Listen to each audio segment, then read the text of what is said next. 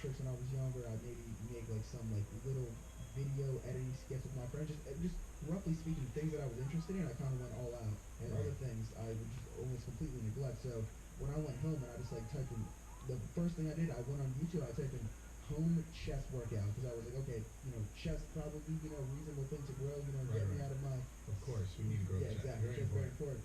So then I watched like a Mike Chang six-pack shortcuts video, like some push-ups, towels, this, that, and then those first few home workouts that I had in my home gym, like at home, literally in my room, were probably the most intense workouts in my entire life. And because I was so skinny, so low body fat, I saw results like relatively quickly. Because when you're that skinny, you even get a pump, like when you gain like half a gram of muscle, like you can notice it right away.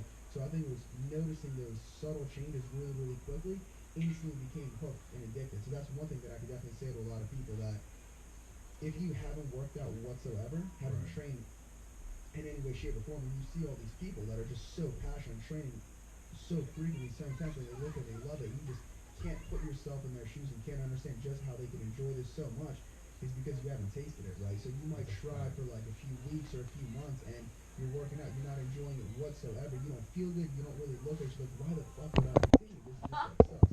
But that's the most crucial thing to overcome, because if you just have patience throughout that point, and then you get to the point where you actually see yourself looking different, like you swing little subtleties, maybe some vascularity, you're fuller in your shirt, you look leaner, like you feel better, you have more confidence.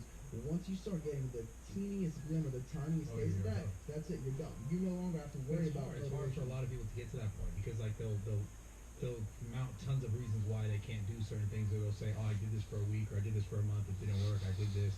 And they bounce around from a lot of different things and don't really like go full force towards something. So that's the thing that I thought was interesting. You said it, and I was trying to figure out like what actually made you believe that you could make that change beyond just like your buddy like said the last straw. Like you believed in yourself enough to be like, you said your personality, right, about you're gonna go full force and then you might be really great at those things, but shitty at other things. I completely relate to that. I understand that. Where do you think you like got that from? That you knew that you needed to do that in order to like get what you wanted from it? Like the all or nothing mentality, kind of. Like, I'm going to go 100% on this. I mean, I guess a reasonable amount of that could be put down to, I guess, just my temperament, my personality. But it was just kind of, I was just saying previously, once I got a small taste of what I could look at, what I was so, then I could, conceptualize the end goal, however many years in the long run that would be.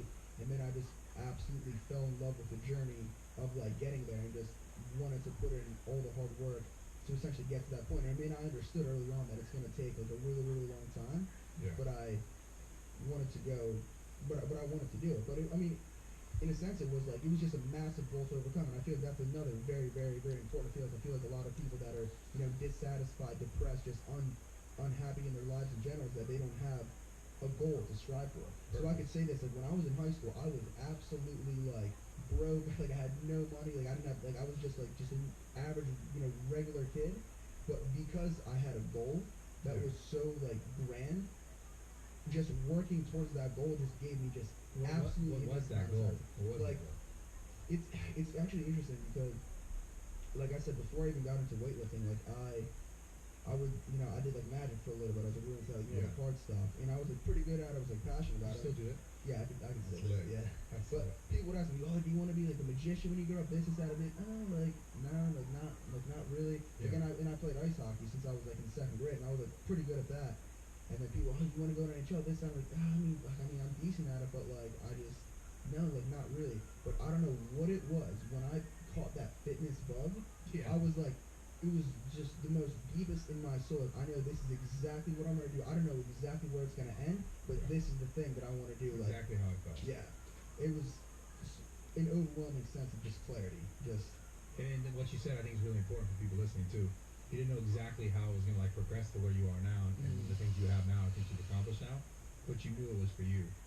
And I think it's really hard to find that for people, because, like, maybe people are afraid to, like, really push it towards whether it's fitness or like what they really want to go after in life. Like let's say someone's like, man, I really want to like be an artist or I really want to be a musician, but like they never take that first step to see, like you said earlier, that little bit of progress. Someone like maybe you make a song and it's trash, and you make another song and it's a little bit better. Like that like you see the progress of the painting. Same thing. Physically, fitness is the same. Like if you're going towards some sort of physique goal, it's just a different brush stroke. But to get to where you want to go, to see that progress, I think a lot of people are afraid to like just fucking start. Yeah. So my question to you, and obviously I have a personal answer for this as well, but like like what really set you off? Like besides that point where your buddy was like, "Yo, you're fucking small, you cheeseburger," like what really got you started in fitness? Like beyond just you're like, "I like this working out stuff." Like was it used to like what did it do for you mentally? Because obviously everything is. I think a, at a much deeper level, I think that, for example, like I don't think many people know this whatsoever. I mean, maybe a small amount of people know, but my father, he actually passed away when I was 3 years old. I was born in Europe, during the Soviet Union era, and so my dad passed away. Long story short, when I was 3, it was an unfortunate accident, and I personally, I don't really have much, I don't have any like vivid memories, really, any memories of him whatsoever. And then my mom essentially was like, okay, I'm a single mom now. I'm in the Soviet Union. Like, not the best situation. I'm gonna, go to America for, entrepreneurial reasons. It just seems, the good move to do. So, move to America and stuff. And, I've had like, I've had like a stepdad and all that stuff, but it's, I don't. It's really not the same as having like your true like biological father. So I feel like in me, the fragmented slash missing father figure in my life probably played a role in making me more insecure than I otherwise would have been given my physiological state of affairs in terms of my skinniness or whatever, right? So maybe if there was like that, fatherly, masculine encouragement in the background, then I would have, been, more, I mean, less psychologically dissatisfied with, how I look.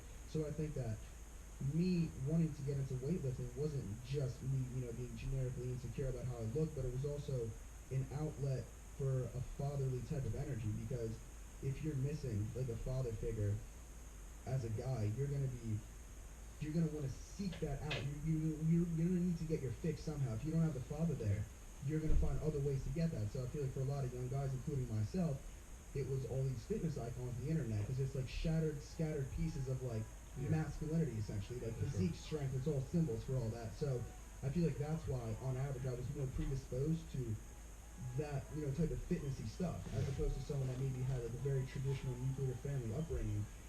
And I think that was definitely an outlet to, I guess, I don't know, develop masculinity, or, get in tune with the archetypal father energy. It's so crazy, man, because I remember this happened to me without social media. Like, because I grew up without my father. My father took his life when I was 6 years old. I told this story a lot of times on podcasts. He hung himself. Long story short, my life from then to now is obviously very different. I learned so much along the way. And it's interesting, I didn't know that. Like, I didn't know this about you until I talked to you in the gym about it the other day. And I was like, wow, like, and then I immediately, like, felt like I connected with you differently on like a really dope level. And the thing that's crazy, what you said, I 100% relate to the desire for some sort of a father figure. I remember it started when I was younger with my friends, because my friends, they're dads. And I would, like, hang around my friends, and I remember even thinking, like, in my head, like, oh man, I wish I had my dad like that. And even like going to graduation and just doing certain things where, like, you'd see your friend's dad doing something with them, and me being like, fuck, I wish I had that. See the person will kind of like be proud of me to do something. So it's funny how you said the fitness icons were like your version of that. It happened to me because YouTube wasn't a thing when I was like 17 years old, 18 years old, right? It came when I was like 23, 24. A lot of people started doing it. And I had the same experience though with like coaches, friends, and people in the gym that I worked out with. Like once I was in that atmosphere, I was in the gym and I'm like training with a guy who's like 34. My buddy I should fucking call him or something, but his name is Chad. He's from Pacifica, from my hometown, and this guy was like the first person that I like was consistently with, who was older and had that masculine energy, who was like teaching me like, yo, this is what you do in the gym, and then have conversations about, obviously, like, in the gym about so many other things. That before that point in my life, I never had anyone to have those conversations with. And shit, bro, sorry, I'm a pussy. You didn't cry. I'm over here crying like a bitch, but I remember feeling and being like, whoa, I've been looking for this my whole life. And that's shit. That's the thing that, like, I can genuinely say that has, like, propelled me when I started seeing, obviously not necessarily results, but as I started growing in the fitness community and the industry, and I would see like people's comments about like the first videos I would do where I would stand by like dumpsters and shit and like talk shit at like Gold's Gym and like talk about my life and what I've been through and just saying fuck it, this is what's in my heart, this is what's in my soul, this is like who I am. And then seeing the response, people being like, wow, I needed that. And I felt like I didn't know it right away. I would see it and be like, wow, that's really cool. And then I kind of told you the other day when I started going to expos and then seeing people tell me these stories, the same kind of comments they were saying in person about like, yo, you said this, you shared that, you told me about that, or even like you helped me with like some fitness shit and I needed that. Like, and these people who come to support me and I would see them like decked out in the gear, I'd be like, they were always saying the same, like along the same lines. Obviously different stories because they're from all different walks of life, but that was the thing that like I can say I'm so fucking grateful now in my life that I've been able to experience that. But it's crazy because you like, to me, you're already there. Even at 17 you were there, like you were already getting there. Like people were looking up to you as a figure in the industry where they were like, yo, I want that, I want that guy's physique, I want this, right? And now it's interesting now you're at 22 years old where now you're like filming a podcast. This might even be on your podcast channel.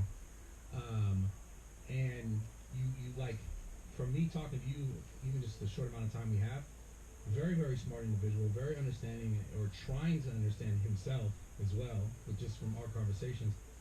And I think you have a lot of really good shit that you're gonna be able to give and teach people like now and for a long time. Because like as big as you've been on social media for years, like you're still 22 years old and you still have so much farther to go. And I didn't realize like really what was giving me purpose in my life until like it it hit me. It hit me when I was like 26. But it took a long time to put into perspective to you guys listening, like that pain that I dealt with when I was a kid and like constant searching for like I want validation. I felt like I needed validation.